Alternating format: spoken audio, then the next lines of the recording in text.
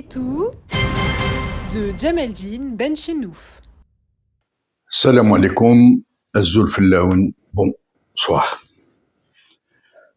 Aujourd'hui, comme prévu, nous aborderons le sujet des médiocraties.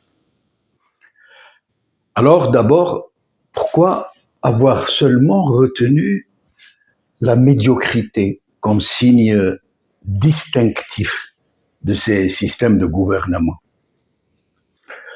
Pourquoi ne pas les avoir désignés sous d'autres qualificatifs, parmi les turpitudes qui distinguent généralement ces régimes, toujours despotiques, toujours prédateurs, toujours nuisibles?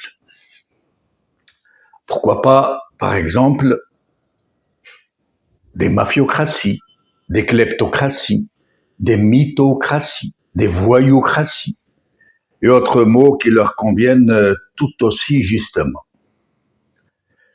Tout simplement, je crois, parce que, quelles que soient les turpitudes qui les caractérisent, qui leur ont permis de prendre le pouvoir et de le garder, quels que soient leurs moyens et leurs méthodes, ces systèmes ne produisent que de la médiocrité dans leur mode de fonctionnement, dans leur gestion du pays, dans leur être profond.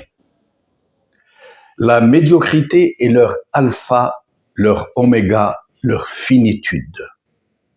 Même s'ils sont dotés de toutes les ressources naturelles imaginables, ce qui est souvent le cas, même s'ils sont servis par des circonstances naturelles et internationales très favorables, même s'ils sont parvenus à acheter la paix sociale par la corruption de masse ou la paix des cimetières, par la peur et le terrorisme pédagogique, ils sont toujours, immanquablement, dans une incapacité systémique à pouvoir générer le mérite, encore moins à le promouvoir, encore moins à s'en servir comme d'une émulation pour assainir et moraliser la vie publique qu'ils ont eux-mêmes très largement contribué à dégrader, à pervertir, à dévoyer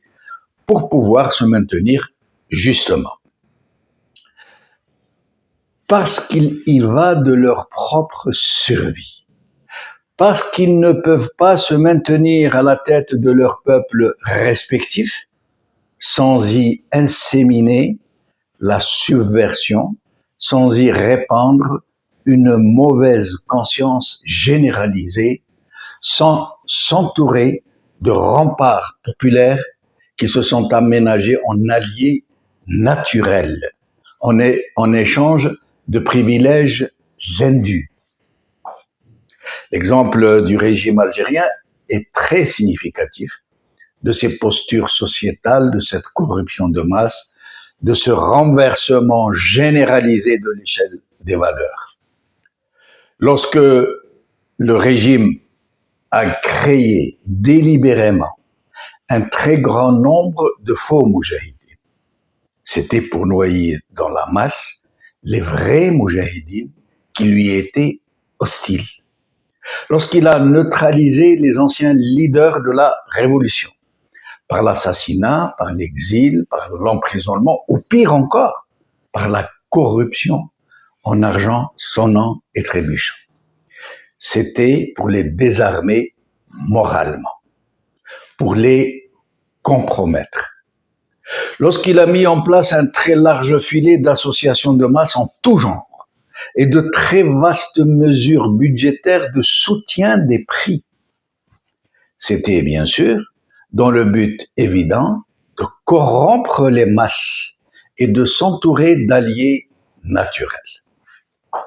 Il découle de toute cette perversion la diffusion très massive de la mauvaise conscience. Tous les bénéficiaires de ces privilèges indus savent qu'ils ont intérêt à la pérennité de leur bienfaiteur, le régime corrupteur, qui non seulement leur sert la soupe sans autre contrepartie que de le soutenir, mais qui en plus a mis en place pour eux un dispositif d'émulation où seuls les plus audacieux, les plus retors, les plus zélés pourront acquérir plus de privilèges.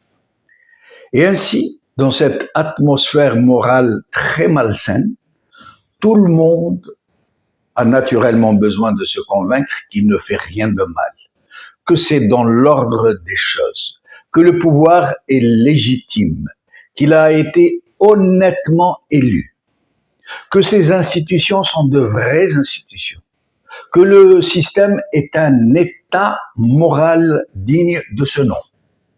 Les journalistes qui contribuent puissamment à la propagande se persuadent d'une façon ou d'une autre qu'ils sont là dans la seule alternative possible, à un point où ils finissent par croire à leur propre bobard, ou à la limite à se dire qu'ils n'ont pas le choix, qu'ils ne vont pas sacrifier leur carrière et leur sécurité pour une population qui barbote dans son jus.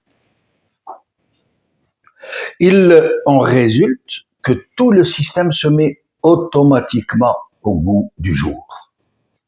La compétence, par exemple, n'est plus un critère d'accessibilité, bien au contraire, puisque quasiment toutes les fonctions en son sein ne sont accostables que par la cooptation, le trafic, le pot de vin. Au milieu de la gabegie généralisée, la compétence devient un grain de sable dans la machine.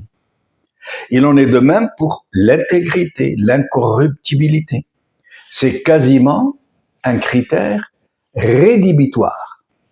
Imaginez un peu un responsable intègre au sein de l'administration, de la justice, des institutions ou n'importe où dans les structures de l'État, comme on dit. Imaginez, un tel responsable paralyserait le fonctionnement de toute la structure. Imaginez par exemple un procureur général tout à fait intègre, président de la Cour, un wali. Vous imaginez? C'est ainsi qu'une médiocratie ne peut donc générer que de la médiocrité. Voilà pourquoi tout va mal dans les médiocraties, malgré les sommes énormes qui y sont investies. Tout va de travers, plus d'urbanisme, plus de routes en bon état, plus d'écoles dignes de ce nom, ni d'hôpitaux qui fonctionnent un tant soit peu normalement. Voilà pourquoi, dans une médiocratie, le mensonge et la mauvaise foi deviennent-ils des vecteurs d'expression politique? Pourquoi le mérite ne peut s'installer, encore moins durer? Mais voilà aussi pourquoi, à terme, tôt ou tard, les médiocraties finissent toujours par générer leur propre perte. قال خير.